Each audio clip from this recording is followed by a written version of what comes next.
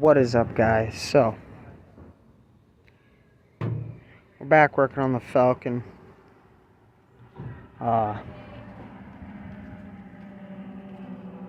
looks different. It's kind of hard to tell, but it is lowered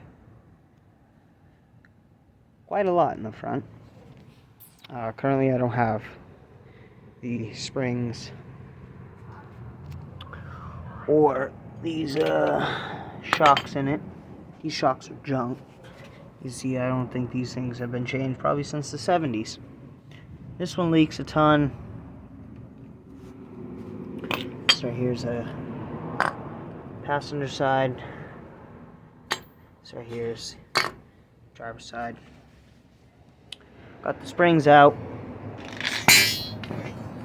Figured I'd stop for a second real quick and show you. I don't know if you guys just saw my foot, my bad. So, cutting right here. So pretty much that much. These springs from here to here about 16 inches. I don't know what I just did with the tape measure. But, I mean, right here you can kind of see better with the light. I apologize. But that's where the front's going to sit. I still have to get longer U-bolts for the rear, and then I'm going to build my own blocks. I'm going to have to build my own blocks because of how low I'm trying to achieve. Right now I have the car sitting kind of where I want it, which it's not that low, but it's low enough to where I put a bigger rim on it. And it'll tuck that wheel up a little bit more. I can actually show you guys. What I'll do is let me set the camera up, and then I'll show you guys what I'm talking about of how low it actually is. Before I do that, here you can see 16 inches. I'm cutting it to about 12. So we're cutting about 4 inches out of it. Let me turn the light on. That's not going to work. Alright, so pretty much right now we have the bottom control arm level. As level as I'm going to be able to get it. Same with the upper one. The upper one is starting to push up just a little bit. It's kind of hard to tell exactly where and how it looks, but there's about where the bump stop is, like right here where my finger is, that tip, that's the bump stop. So I can still go. I have probably like 2 inches before I hit the bump stop, but I figured I'd show you guys just, you know, the suspension like this, so it's level. So the bottom one, that's how I'm going off of this. I'm not going off of the top one, which usually you want to go off the top one when lowering like cut springs and everything. Like eventually I'm going to put this car on airbags and be able to drop it all the way down. Like I still, like my exhaust still hangs down even though I lifted it as much as I could, but it's actually, you can kind of see there's a bend that goes this way, like it's like this, and that's right there. So it shoots across from this side and then bends and goes back. Well, right here in that bend you can see where it looks like it got pulled down, so it's kind of like bent down. So that I'll fix, but we're worrying about suspension right now. Steering and all that stuff is perfect. Nothing is really binding up. I can even go lower and it's still better. So right now I'll measure what I'm doing. How I'm measuring how low it is I'm going to measure off the bottom of the cross member right there for the motor. And I'll measure that and I'll show you where I'm trying, what we're shooting for of where to put this. But I'll show you how low it is when it's fully dropped onto the bump stops. Now this is where it is fully. I mean, I have to have it up just a little bit. It's probably like 3 inches from the ground right here, honestly. It's like literally like 3 inches, but my exhaust is about 1.5 inches from the ground, so I can't go any lower than that. I'm also starting to come up in an angle right here with this lower control arm, and I'm hitting the bump stop. Now I could remove the bump stop and it would be a lot better. Now that look, you can see that's really tucked. Still have full steering and everything like that, but that's just way too low. That's probably about as low as it will go with the airbags once I build the airbags and I get airbags, because that will replace these shocks and the spring, and I'll be able to fab them up. I'll be able to put it in here in the actual shock tower. I'll build a plate that holds it, and then I'll build another plate that goes onto where those 2 holes are in the upper control arm. But I figured I'd show you guys how low it would actually be, but the car's not going to sit there. I'm kind of shooting for, about right here. You know, it's still pretty low, but it's not low enough to where it's going to affect anything. The rear, like I said, I'll get done. So let me cut these springs and then I'll come back to you guys. These, I assume they're like spring perches or whatever. But how they work, I got the car all jacked back up. I'm gonna clean a lot of this dirt and grime off of here, but I figured how I'd show you. So the spring is gonna go in here and it'll attach right there. But when I do the airbag kit, I'll reuse one of these. I'll buy these,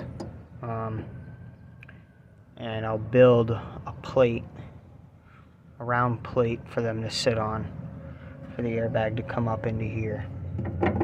But I figured I'd just show you guys this. A little bit of wire brush will at least clean it up, you know, somewhat. So what I'm going to do is I'm just going to get in here and clean all this up as much as I can before I go in. Put the shock back in. No, it's probably not that interesting, but it's kind of hard to film and do stuff with one hand. So let me clean all this up. I already have the springs cut. They're right there. So let me just clean this all up real quick, and then when we get ready to install all this stuff, I'll show you how to do it. So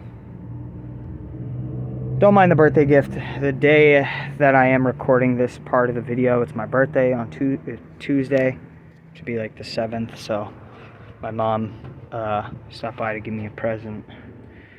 This is the ground wire for the fuel pump. It went right there. I'm not going to put it right there. There's a little spot right here. I'm going to grind that down and put an actual nice connector. Put it right there for right now. But I have one side completely done. And in all this dirt, like, I don't know if you can really tell, but like, listen.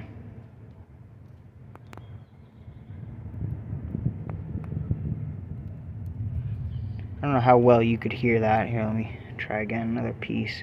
This came off right here.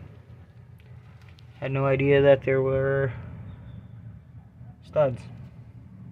But listen. Yeah, so that's like 60-year-old dirt. It's pretty sweet. I'm not really worried about cleaning all of this perfect until I get new, you know, bushings and ball joints and shit like that. So I'm not really worried about it. Spring obviously is not sitting. To do it, there's 13mm or a 1/2 inch right here, and then a 14 mil under this, and under this there's one right here, and then one behind it, and then you have 3 13s or 1/2 inch right here on the top. Just take the whole perch off. Don't undo this unless you're changing the shocks. Yeah, but just pull this whole perch off like I did on that side. So I'm gonna get the other side in.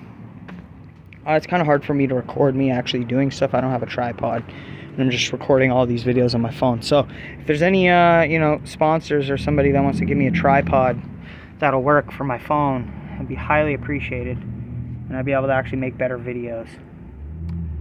Yeah, you can see just how bad the dirt is caked up on this. Probably not going to clean this side up. I'll clean up a little bit just so I can oil and grease this, even though this is all torn and everything. Still be able to just put a little bit of grease in there. So yeah, I'm going to get this side in, and then I will get the car ready, put the rims on, get the car ready to lower, and then I'll actually show you guys it on the ground, and hopefully with the measurements that I did and everything, it's going to be like a 4-inch in the front, probably a 6-inch drop in the back. So yeah, keep watching and enjoy. So I have the car down, everything is done. It's a little, I mean, right now, because the Monroe shocks that were in this, that probably have been in this car since either late 70s or early 80s, going off of just the sticker, they're blown. Like, they're completely, that little puddle right there is from when I took this side out and just laid it down, and it just started pissing out the fluid. So right now, obviously, it's a little too low because the shocks are blown, but realistically, this is as low as I'm shooting for. So it's a 4.5-inch drop in the front. To match the back, we'll probably go, I don't know, I'll probably put a,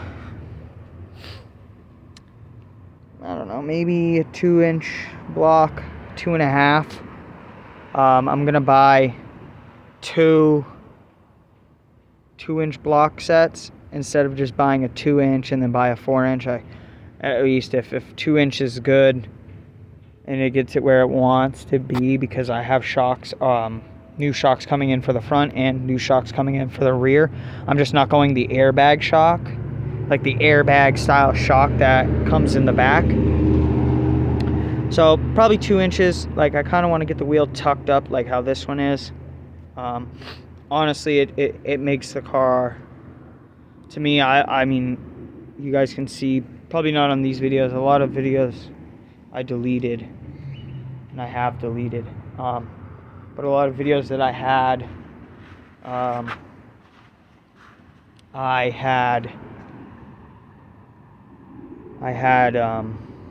bunch of lowered cars. I love cars that are lowered.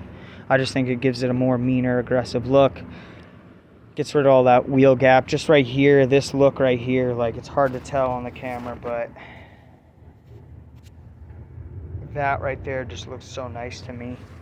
I haven't seen anybody really online that's gone this extreme with the drop. Because the shocks are blown, my control arms in the front, instead of being kind of like this, they're like this, which is not good.